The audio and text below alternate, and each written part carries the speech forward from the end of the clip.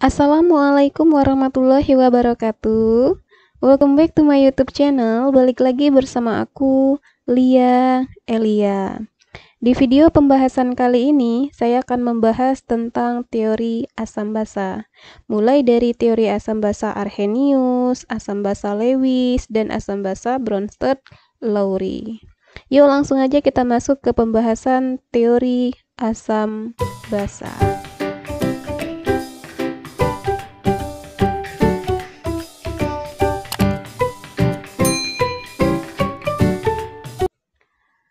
Baiklah, teori yang pertama yang akan kita bahas kali ini adalah teori asam basa Arrhenius, ya.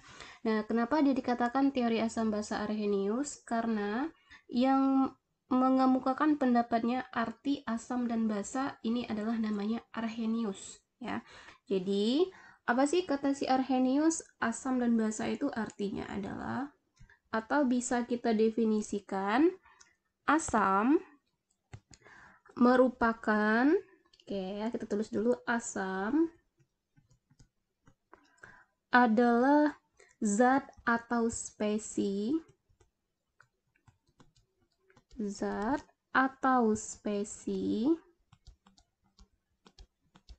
oke ya, yang menghasilkan ion H+,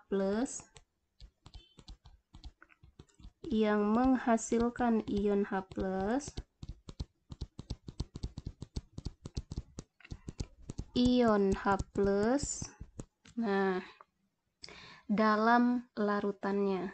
Oke ya, menghasilkan ion H+ dalam larutannya. Oke, ini definisi asam menurut Arrhenius. Oke, sekarang kita lihat dulu untuk definisi basanya. Sedangkan basa merupakan zat atau spesies yang menghasilkan ion OH- dalam larutannya. Oke ya, jadi basa merupakan zat atau spesies yang menghasilkan ion OH- dalam larutannya. Oke, bisa difahami ya. Oke, sekarang kita lihat untuk contohnya. Contoh dari asam dan basa menurut teori asam basa Arrhenius. Contoh, misalkan ada HCl, ya, HCl ini kalau kita uraikan menjadi H+ plus Cl-. Oke, nah ini disebut dengan asam. Kenapa? Karena di dalam penguraiannya atau dalam bentuk larutannya dia menghasilkan ion H+, ya kan? Ditandai dengan adanya ion H+, ya. Ini disebut dengan asam. Nah, karena H+-nya dapat 1, jadi disebut dengan asam monoprotik. Ya, jadi ini ditandai dengan asam monoprotik. Mono kan artinya 1, jadi kalau dia monoprotik menghasilkan 1 ion H+. Oke, contoh lagi, misalkan ada H2SO4. H2SO4 kalau kita uraikan menjadi 2H+ plus SO4 2-. Nah, karena dalam larutannya dia menghasilkan ion H+-nya sebanyak 2, berarti disebut dengan asam diprotik. Oke, bisa difahami ya. Nah, ini contoh untuk asam. Sekarang coba kita ambil contoh basa. Misalkan ada senyawa basa. Misalkan ada senyawa KOH. Oke, kita ambil contoh KOH. KOH kalau kita uraikan menjadi ion K+ plus OH-. Nah, karena dalam larutannya menghasilkan 1 ion H+, berarti disebut dengan basa monoprotik. Kayak monoprotik, bagian untuk basa karena ada OH-nya. Contoh lagi deh, misalkan ada senyawa CaOH 2 kali.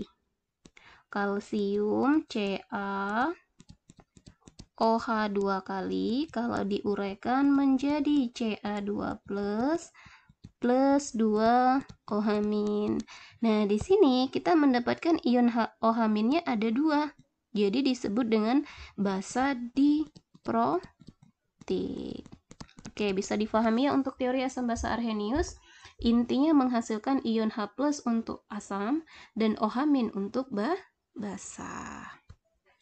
Untuk teori yang kedua, ada teori asam basa Bronsted dan Lowry, ya.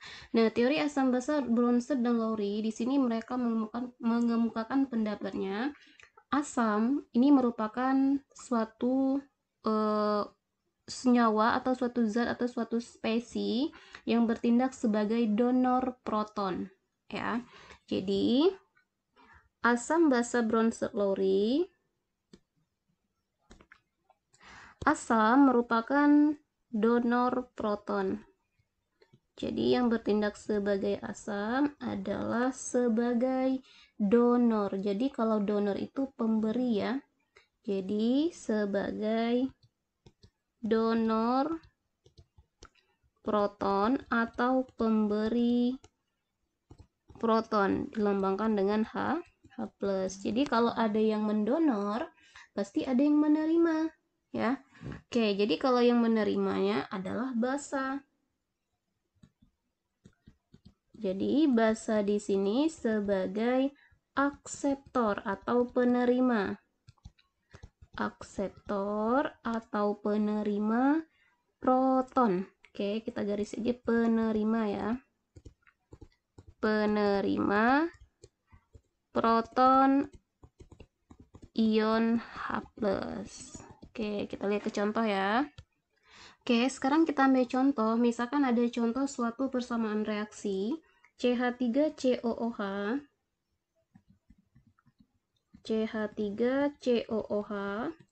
ditambah dengan H2O menghasilkan CH3COO- ditambah dengan H3O+.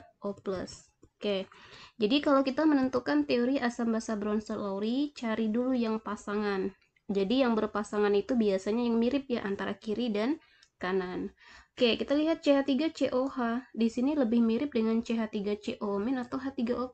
Unsur-unsurnya jelas CH3COO- ini berpasangan dengan CH3COOH. H2O dengan H3O+. Oke, selesai menentukan pasangan. Oke, dari pasangan ini sekarang kita lihat yang bertindak sebagai asam adalah sebagai donor proton. Jadi kalau sebagai donor, ibaratnya kita mau donor darah nih. Kalau kita mau donor darah, syaratnya itu selain darah kita harus sejenis, kita juga harus mempunyai komposisi jumlah darah yang lebih banyak dibandingkan dengan yang akan kita donorkan. Nah, sama di sini. Jadi yang bertindak sebagai asam, protonnya atau hanya harus lebih banyak dari pasangannya.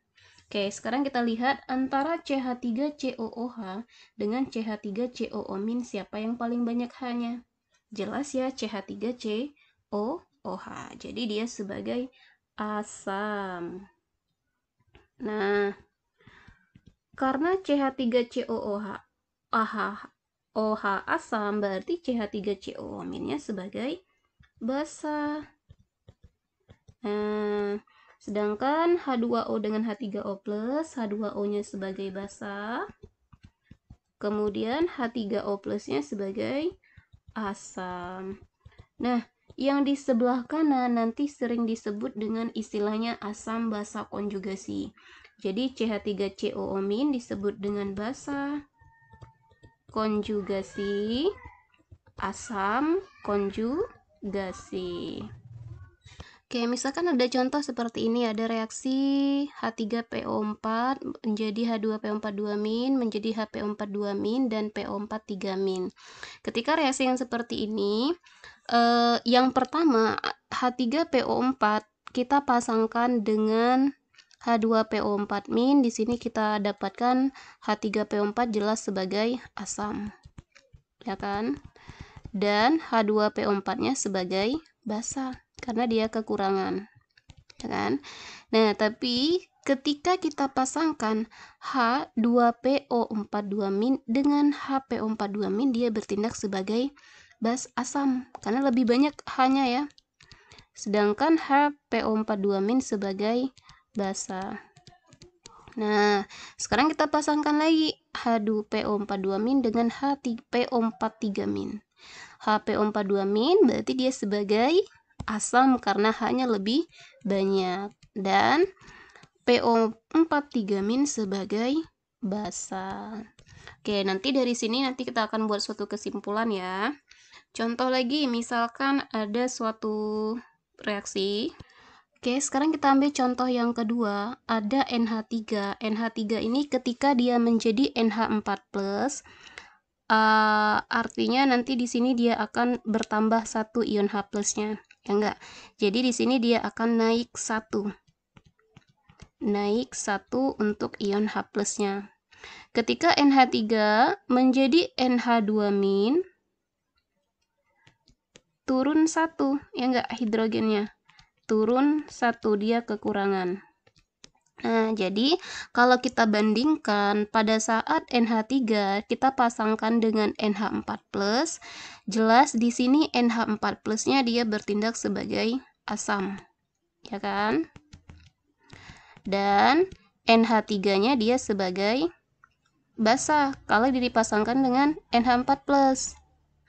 Nah, sekarang coba kita bandingkan ketika NH3 kita pasangkan dengan NH2-. NH3 di sini hanya 3, NH2 di sini hanya 2. Jadi siapa yang lebih banyak H-nya? NH3 ya. Jadi di sini NH3 dia sebagai asam ketika dipasangkan dengan NH2-. NH2-nya sebagai basanya. Nah, jadi ketika kita dapat soal yang seperti ini, menemukan suatu senyawa bertindak sebagai asam maupun sebagai basa, ini disebut dengan amfoter. Oke, jadi kita dapat suatu kesimpulan, suatu zat yang bertindak sebagai asam maupun basa disebut sebagai amfoter. Oke, sekarang kita masuk ke teori asam basa yang ketiga, ada teori asam basa Lewis. Menurut Lewis, asam merupakan suatu senyawa yang bertindak sebagai akseptor pasangan elektron bebas. Akseptor artinya penerima, ya. Jadi, asam bertindak sebagai akseptor atau penerima ya. Akseptor pasangan elektron bebas. Nah, oke. Sedangkan basa sebagai donor. Basa sebagai donor pasangan elektron bebas, disingkat dengan PEB. Oke, sebagai contoh untuk menentukan pasangan asam basa Lewis, di sini ada dua senyawa, NH3 dan BF3. Cara kita menentukannya harus menentukan dulu atau menggambarkan terlebih dahulu struktur Lewis dari NH3. Oke ya, ini pelajaran kelas 10. NH3 berarti kita gambarkan atom pusatnya adalah N, karena di sini cuma ada satu ya. Jadi ada nitrogen, kemudian ada hidrogen sebanyak 3, 1, 2, 3. Nah, nitrogen merupakan unsur golongan 5A sehingga elektron valensinya 5. 1, 2, 3, 4, 5. Dan unsur hidrogen golongan 1. Jadi elektron valensinya ada 1 ya. Nah, hijau nih itu. Ini 1 juga, ini 1. Oke. Kalau kita lihat di sini untuk struktur Lewisnya sudah mencapai oktet dan duplet, ya kan? Hidrogennya sudah mencapai 2. Ini juga 2, ya kan? Semua hidrogennya sudah 2. Dan nitrogennya juga udah 8. Nah, sekarang coba kita gambarkan untuk BF3. BF3 1, 2, 3. Boron golongan 3A sehingga elektron valensinya 3, 1, 2, 3. Fluor golongan 7, 1, 2, 3, 4, 5, 6, 7. 1, 2, 3, 4, 5, 6, 7. 1, 2, 3, 4, 5, 6, 7. Oke, sekarang jika kita lihat di sini, unsur fluorin sudah mencapai oktet 8 ya. Nah, jadi masing-masing fluorinnya sudah 8, tapi brominnya di sini baru 6, ya kan? Ada 6 untuk bromin, sehingga bromin belum mencapai oktet. Supaya sama-sama mencapai oktet, di sini kan nitrogen masih ada 2 nih elektronnya, ya.